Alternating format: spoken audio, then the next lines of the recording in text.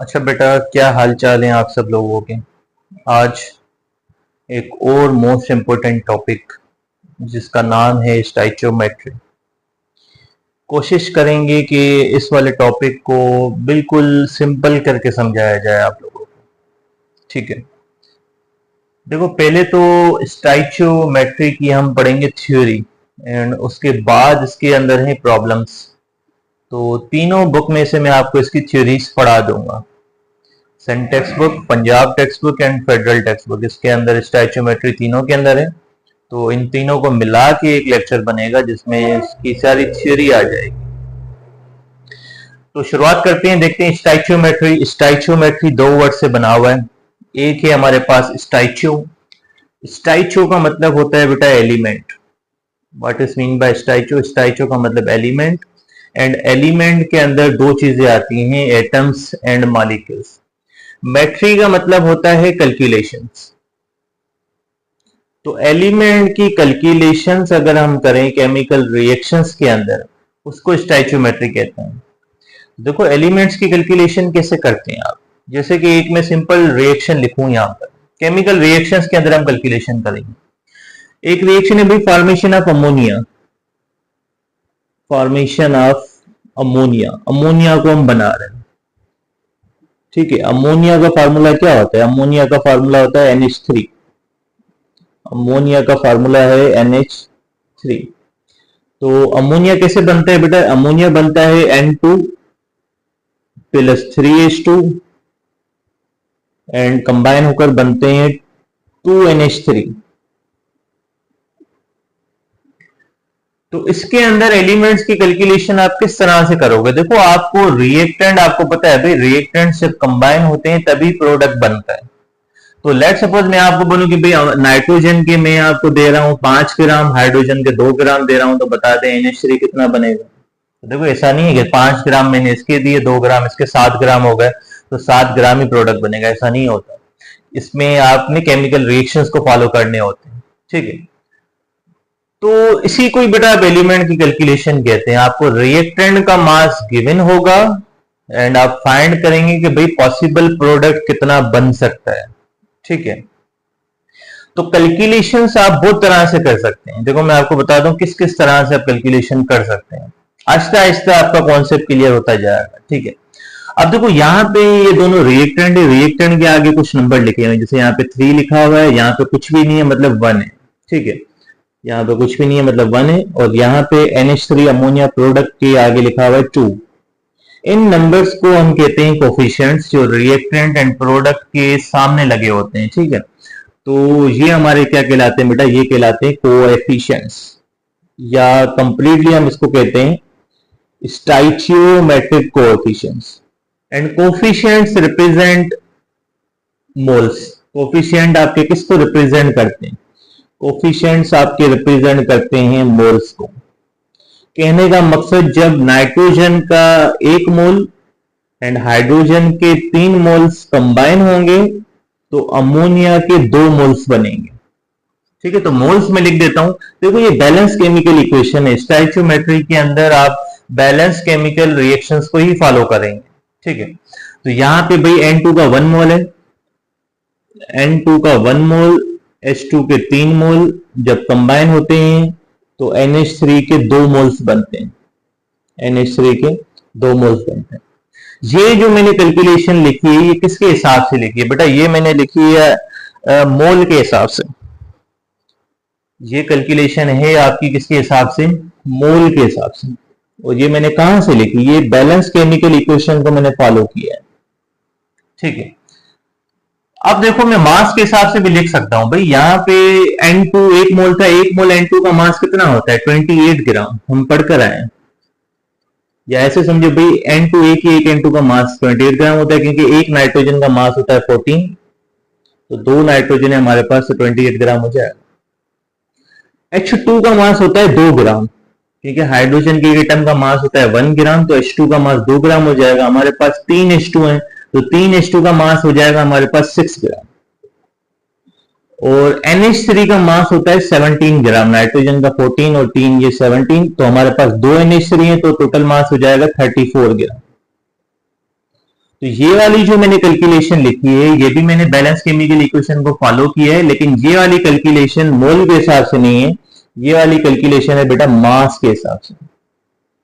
ठीक है, अगेन आप यहाँ पे वॉल्यूम को भी यूज कर सकते हैं। देखो N2 गैस है आपकी, H2 भी गैस है, NH3 भी गैस है, तो यहाँ पर आप वॉल्यूम के हिसाब से भी लिख सकते हैं। देखो N2 का 1 मोल है एंड 1 मोल का वॉल्यूम हमें पता है बेटा, 1 मोल का वॉल्यूम होता है 22.4 लीटर।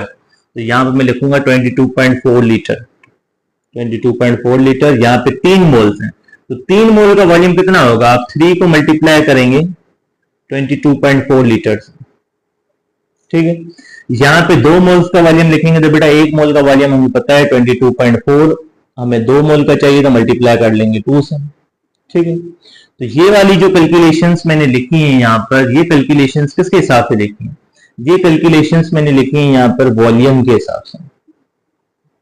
तो बेटा इस तरह से मोल के हिसाब से लिख सकते हैं आप, मास के हिसाब से, वॉल्यूम के हिसाब से एंड मॉलिक्यूल्स के हिसाब से भी लिख सकते हैं। देखो 1 मोल था तो 1 मोल के मॉलिक्यूल्स आपको पता है बेटा, 1 मोल के मॉलिक्यूल कितने होते हैं, 6.02 इंटू 10 पावर 23।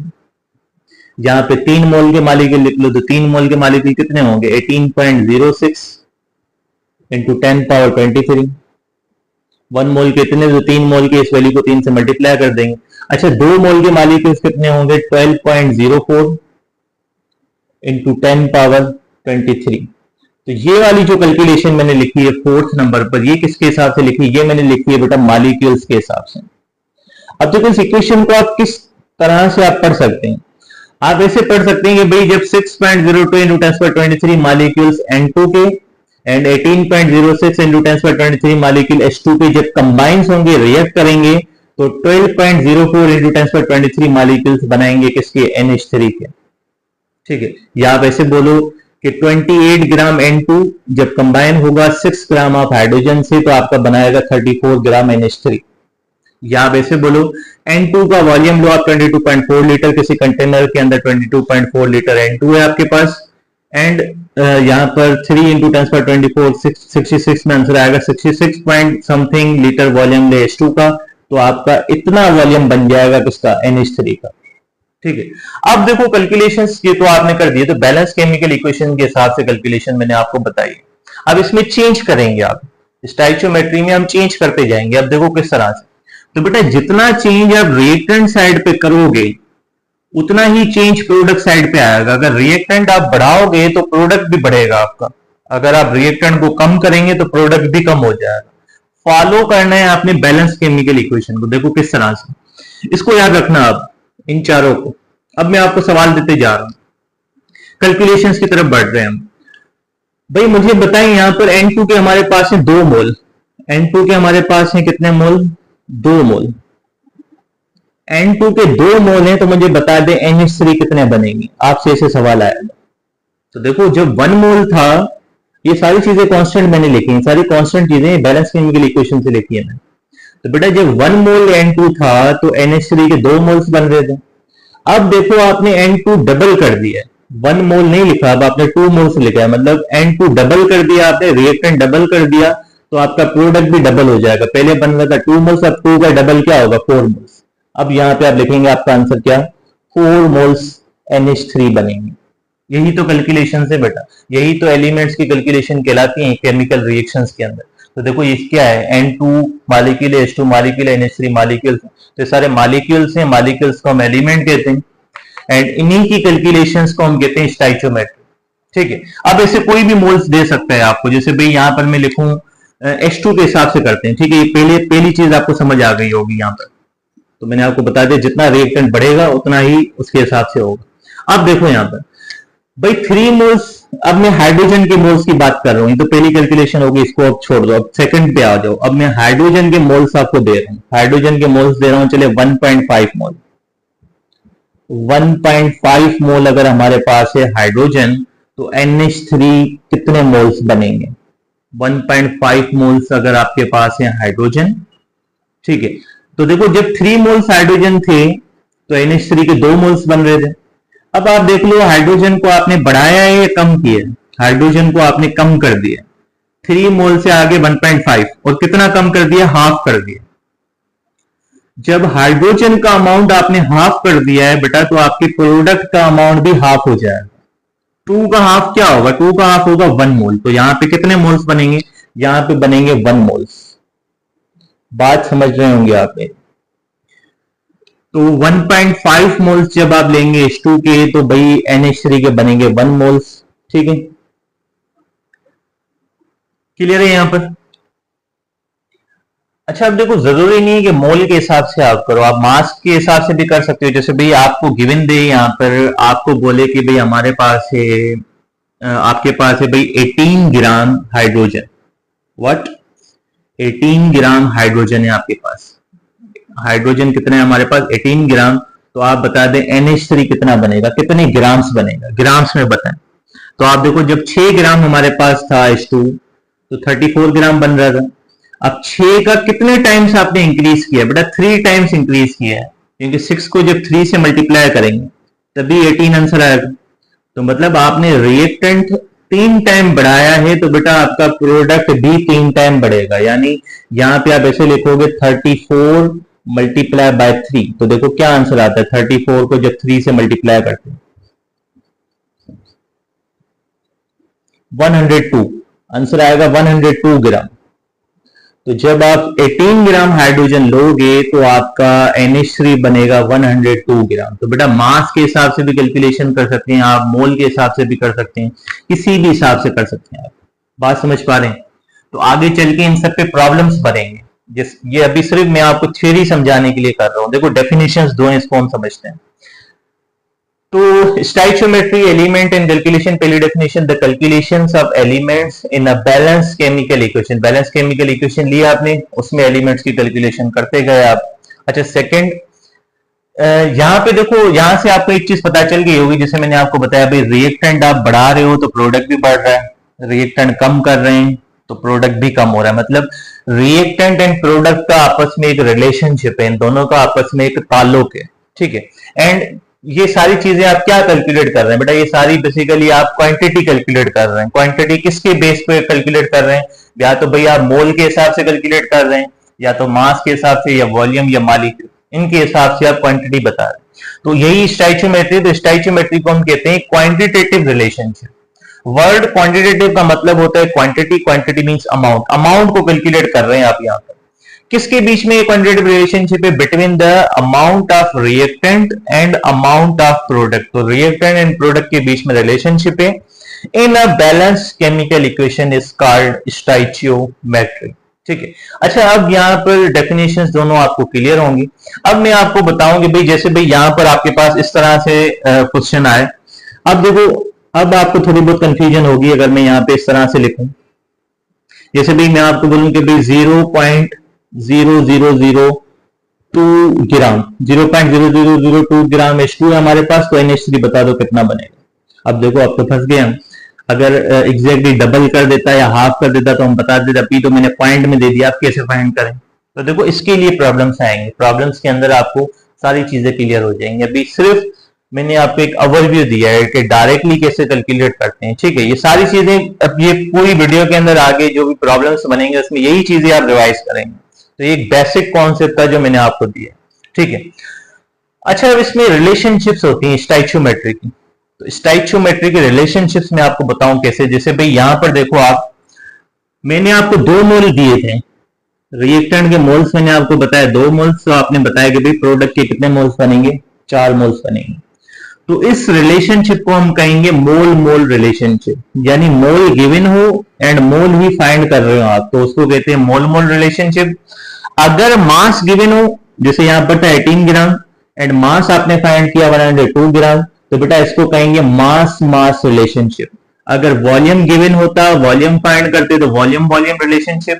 अगर मास गिवन होता और आप फाइंड करते क्या? वॉल्यूम फाइंड करते। यहां पे मैंने मास बताया 102 ग्राम, तो बेटा 102 ग्राम NH3 का जो वॉल्यूम होता है वो हमारे पास होता है 3 मोल्स का। ठीक है, तो उसको हम कहेंगे मास वॉल्यूम रिलेशनशिप। मतलब कहने का कि मास गिवन और वॉल्यूम फाइंड कर रहे हैं आप, तो मास वॉल्यूम रिलेशनशिप। बात समझ रहे हैं? तो इससे रिलेशनशिप कोई भी बन सकती है। भाई आपको मोल गिवन दे और आपको कहे कि मास बताओ, तो आप बता सकते हैं भाई मोल्स गिवन है तो मास, तो उस रिलेशनशिप को आप क्या कहेंगे, उसको आप कहेंगे मोल मास रिलेशनशिप। ठीक है, तो 3 कॉमन रिलेशनशिप्स हैं जो आपके बुक के अंदर भी गिवन है, मैं यहाँ पे नाम लिख देता हूं इनके। तो कौन सी 3 रिलेशनशिप है जो बुक के अंदर गिवन है बेटा? एक तो है हमारे पास मास मास रिलेशनशिप, एक है मास मास रिलेशनशिप, और एक है हमारे पास मास वॉल्यूम रिलेशनशिप, और थर्ड है हमारे पास volume volume relationship, volume volume relationship. लेकिन देखो रिलेशनशिप कोई भी बन सकती है, प्रॉब्लम आगे आप करेंगे, जरूरी नहीं है आपको मास दे और मास ही पूछे, मास देकर आपसे मोल भी पूछ सकते हैं। अगर मास देकर मोल पूछता है तो आप उसको क्या कहेंगे? मास मोल रिलेशनशिप। बात समझ रहे हैं? तो रिलेशनशिप तो कोई भी बन सकती है, तो इसे भी याद रखना कि भाई ये रिलेशनशिप है किसकी? स्टाइचियोमेट्रिक। क्लियर है? तो रिलेशनशिप्स आपकी हो गई, और एक जनरल कॉन्सेप्ट मैंने आपको बता दिया कि भाई किस तरह से कैलकुलेशंस आप करते हैं केमिकल रिएक्शंस के अंदर एलिमेंट्स की, और 2 डेफिनेशन हमने पढ़ ली किसकी? स्टाइचियोमेट्रिक। क्लियर है? अच्छा अब क्या है, अब यहाँ पर अच्छा एक और चीज मैं आपको बताऊं, यहाँ पर चले आगे इसको डिस्कस करते हैं, इसको लिख लो, इसको मैं रेस करूंगा। अच्छा बेटा, तो अब है हमारे पास अजम्पशन ऑफ स्टाइचियोमेट्री, स्टाइचियोमेट्री के अजम्पशंस। तो अजम्पशन किसे कहते हैं? देखो अजम्पशन का मतलब होता है बिलीव, मतलब स्टाइचियोमेट्री परफॉर्म करने के लिए ये चीजें होनी चाहिए। अगर स्टाइचियोमेट्री आप परफॉर्म करना चाहते हैं तो ये चीजें होंगी तो स्टाइचियोमेट्री वैलिड होगी, वरना स्टाइचियोमेट्री वैलिड नहीं होगी। इसको हम कहते हैं अजम्पशन। तो 3 अजम्पशंस हैं, तो एग्जाम्पल के साथ समझते हैं तीनों अजम्पशन को। ठीक है, एक रिएक्शन में लिखूंगा, उसी से हम समझेंगे। तो रिएक्शन है भाई formation of carbon dioxide, carbon dioxide हम बनाना चाह रहे हैं। तो देखो कार्बन डाइऑक्साइड अगर आपने बनाना है तो बेटा आपको चाहिए कार्बन और ऑक्सीजन, कार्बन और ऑक्सीजन चाहिए तो ही कार्बन डाइऑक्साइड बनेगा। तो कार्बन प्लस O2 कंबाइन होकर आपको बनाएंगे क्या? CO2।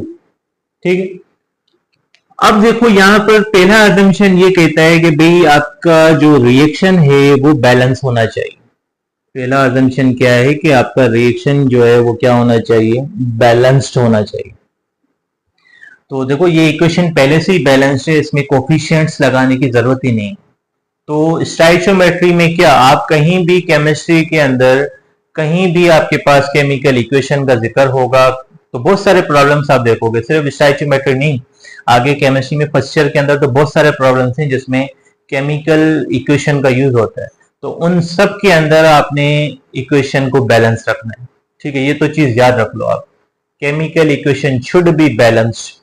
ठीक है, इन एवरी प्रॉब्लम्स, इन मतलब जहां पे केमिस्ट्री में कहीं भी इक्वेशन आएगी आपने उसको बैलेंस रखना है। ठीक है, तो पहला अजम्पशन क्लियर होगा आपको।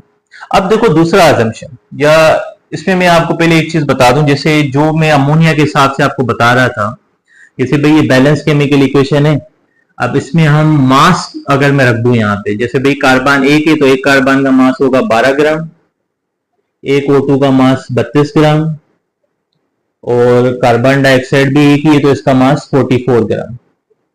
ठीक है, कहने का मकसद कि भाई 12 ग्राम कार्बन और 32 ग्राम ऑक्सीजन जब कंबाइन होंगे तो 44 ग्राम कार्बन डाइऑक्साइड बनेंगे। ये क्या किया मैंने, बस बैलेंस केमिकल इक्वेशन के हिसाब से मैंने मास लिख दिया है। ठीक है, जैसे हम अमोनिया में भी मास को लिख रहे थे। ठीक है, अब आपको जैसे भाई कार्बन को अगर मैं डबल कर दूं तो भाई कार्बन डाइऑक्साइड भी डबल हो जाएगा, अगर मैं कार्बन को हाफ कर दूं तो कार्बन डाइऑक्साइड भी हाफ हो जाएगा। ठीक, जैसे भाई कार्बन O2 को अगर मैं हाफ कर देता हूं, भाई हमारे पास जब 32 ग्राम O2 है तो वो 44 ग्राम कार्बन डाइऑक्साइड बनाते हैं। अगर हमारे पास 16 ग्राम ऑक्सीजन होता तो कार्बन डाइऑक्साइड कितना बनता? तो देखो जब 32 ग्राम था तो 44 ग्राम बन रहा था, अब 32 का हाफ कर दिया हमने 16 ग्राम। अगर रिएक्टेंट आपने हाफ कर दिया है तो बेटा प्रोडक्ट का अमाउंट भी हाफ हो जाएगा। अब प्रोडक्ट कितना बनेगा? 22 ग्राम बनेगा। तो ये चीज तो हम पहले ही पढ़ चुके हैं अमोनिया वाली इक्वेशन के अंदर। ठीक है, अब देखो भाई साइड रिएक्शन क्या होते हैं, व्हाट इज साइड रिएक्शन। तो देखो कभी कभी ऐसी भी चेंजेस आती है रिएक्शन के अंदर कि भाई कार्बन एंड ऑक्सीजन कंबाइन होकर कार्बन डाइऑक्साइड तो बना रहे होते हैं, उसके साथ साथ आपका कार्बन मोनोऑक्साइड भी बन रहा होता है। तो यहाँ पे जो हम बनाना चाह रहे हैं वो बनाना चाह रहे हैं कार्बन डाइऑक्साइड को, लेकिन रिएक्शन में कुछ चेंजेस की वजह से कार्बन मोनोऑक्साइड भी बन रहा है। तो इस वाले प्रोडक्ट को आप कहेंगे साइड प्रोडक्ट, और ये वाला जो रिएक्शन हो रहा है ये हो रहा है साइड रिएक्शन। तो देखो साइड रिएक्शन के नुकसान क्या होते हैं। अगर भाई यहां पर 12 ग्राम कार्बन है और 32 ग्राम ऑक्सीजन है, अगर आप चाहते हैं कि 44 ग्राम ही हमारे पास कार्बन डाइऑक्साइड बने, तो बेटा साइड रिएक्शन नहीं होना चाहिए। अगर साइड रिएक्शन भी हो रहा है तो 44 ग्राम कार्बन डाइऑक्साइड नहीं बनेगा। क्यों? क्योंकि इस रिएक्टेंट का कुछ अमाउंट आपका कार्बन मोनोऑक्साइड को बनाने में भी यूज हो रहा है। सारा का सारा ये रिएक्टेंट आपका कार्बन डाइऑक्साइड बनाने में यूज नहीं हो रहा। अगर ये सारा का सारा रिएक्टेंट सिर्फ कार्बन डाइऑक्साइड को बनाने में यूज होगा तो 44 ग्राम कार्बन डाइऑक्साइड बनेगा बिल्कुल, लेकिन अगर कार्बन मोनोऑक्साइड भी बन रहा है साथ में तो बेटा कार्बन डाइऑक्साइड का 44 ग्राम नहीं बनेगा। तो इसलिए हम कहते हैं कि साइड रिएक्शन नहीं होने चाहिए, क्योंकि साइड रिएक्शन से आपका जो मेजर प्रोडक्ट है, जैसे भी मेजर प्रोडक्ट यहाँ पे अभी कार्बन डाइऑक्साइड है, हम कार्बन डाइऑक्साइड बनाना चाह रहे हैं, तो मेजर प्रोडक्ट का अमाउंट कम हो जाएगा जब साइड रिएक्शन होगा।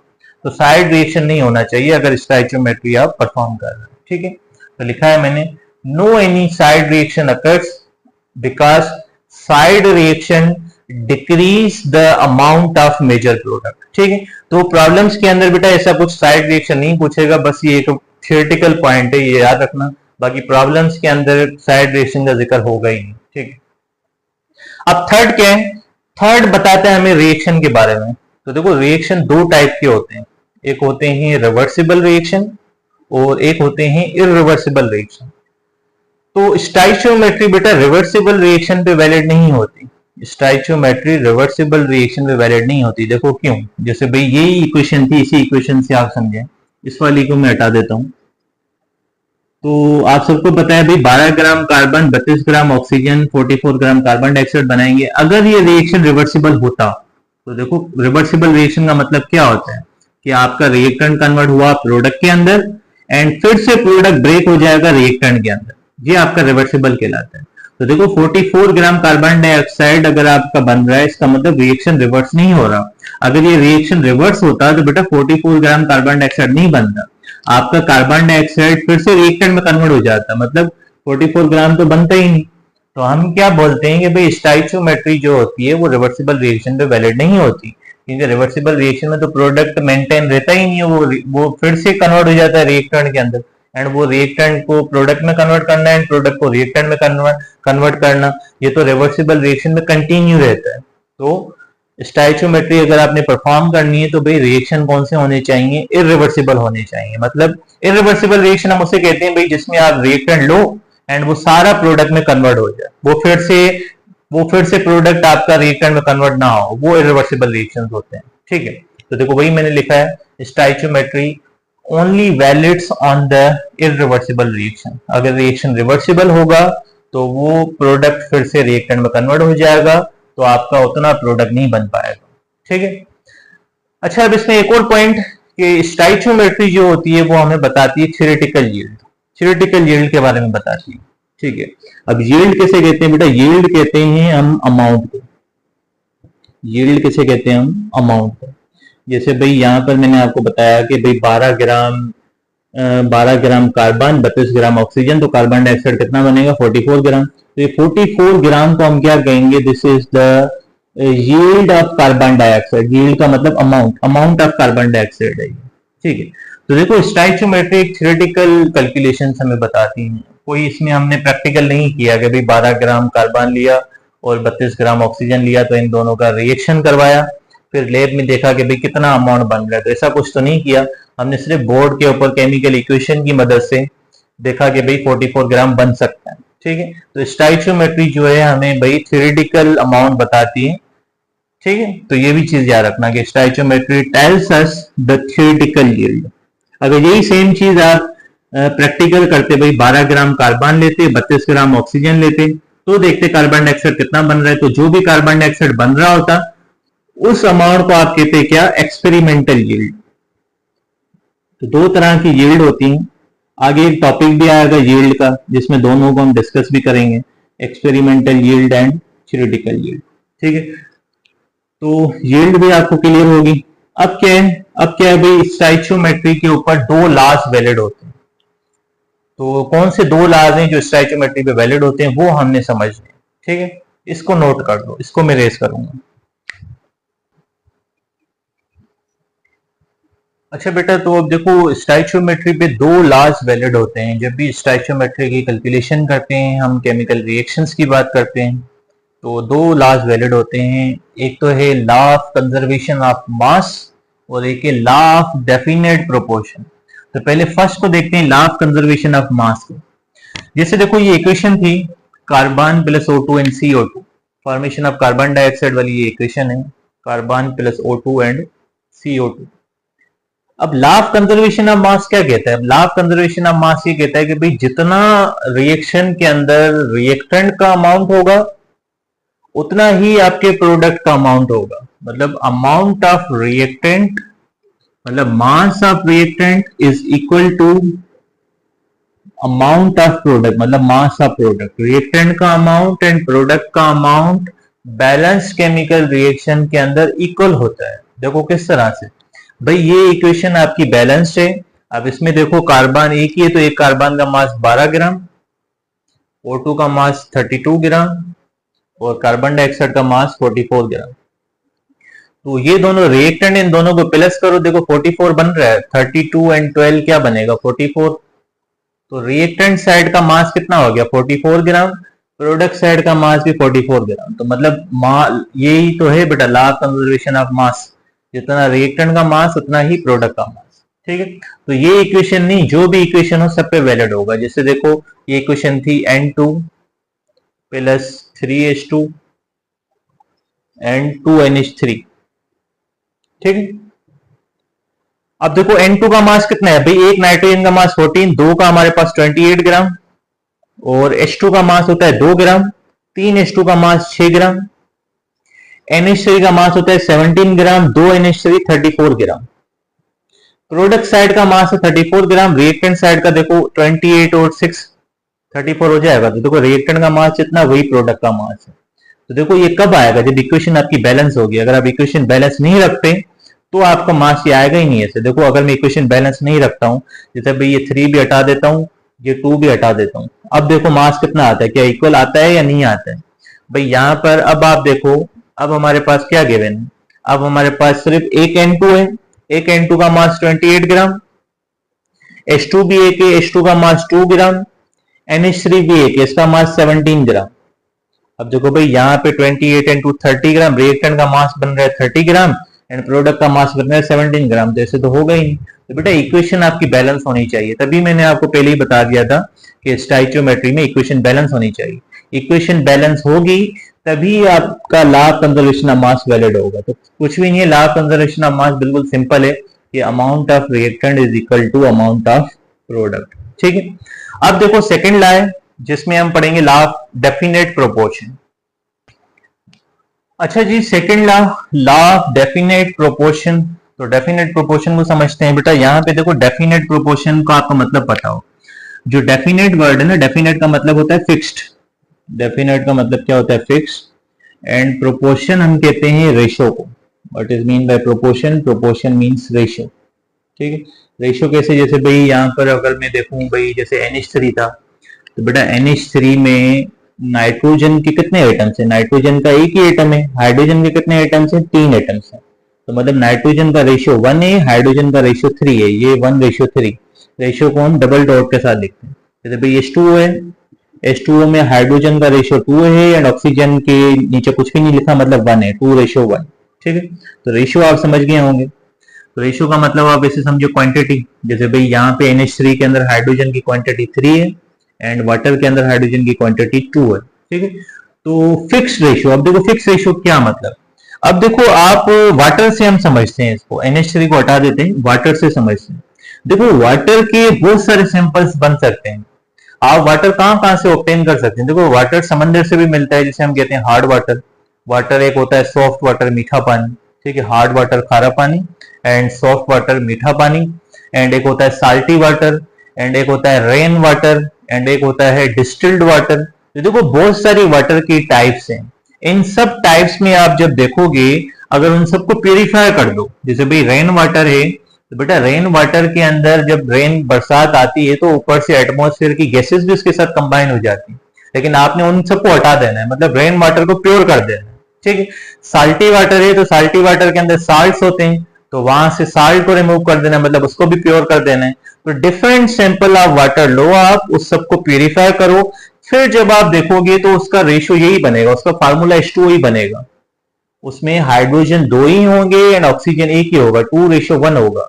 यही तो है बेटा लॉ ऑफ डेफिनेट प्रोपोर्शन, मतलब फिक्स रेशियो बनता है डिफरेंट सैंपल्स ऑफ कंपाउंड।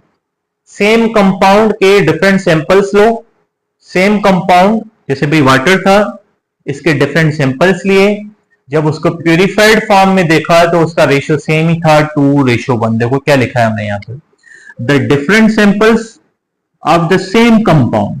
जैसे भी सेम कंपाउंड, जैसे भी वाटर, वाटर के डिफरेंट सैंपल्स लिए, भाई सैंपल्स जैसे भी एक लिया रेन वाटर से लिया वाटर, एक लिया हमने कहा से साल्टी वाटर, एक लिया हार्ड वाटर, एक लिया सॉफ्ट वाटर, एक लिया डिस्टिल्ड वाटर। तो बहुत सारे वाटर की टाइप्स ले लिए, डिफरेंट सैंपल्स ले लिए, ठीक है, सेम कंपाउंड के। उसमें क्या होगा बेटा, always contains the same ratio of element, उसके अंदर जो रेशियो ऑफ एलिमेंट होगा वो सेम होगा।